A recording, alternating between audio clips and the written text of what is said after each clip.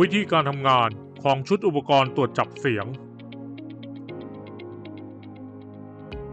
เซ็นเซอร์ตรวจจับเสียงจะใช้ชิปไมโครโฟนขนาดเล็กหรือ MEMS ไมโครโฟนทำการตรวจจับคลื่นเสียงอย่างต่อเนื่องที่เกิดในบริเวณพื้นที่ป่าในระยะ 500 เมตรขึ้นกับความดังของเสียงที่เกิดขึ้นจากจุดที่ติดตั้งเซ็นเซอร์และนำรูปแบบคลื่นเสียงที่ได้มาทำการประมวลผลด้วยปัญญาประดิษฐ์หรือ AI เพื่อจำแนกรูปแบบคลื่นเสียงที่เกิดขึ้นเช่นเสียงของปืนหรือเสียงของเลื่อยยนต์เซ็นเซอร์จะทำการส่งรูปแบบของเสียงไปยังเกตเวย์เพื่อส่งต่อไปยัง Silvernet Cloud Platform จากนั้นแพลตฟอร์มจะส่งการแจ้งเตือนพร้อมทั้งแสดงรูปแบบของเสียงวันเวลาระบุพิกัดของเซ็นเซอร์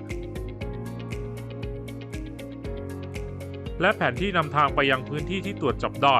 อีกทั้งยังส่งข้อมูลไปทางอีเมลของผู้ที่รับผิดชอบ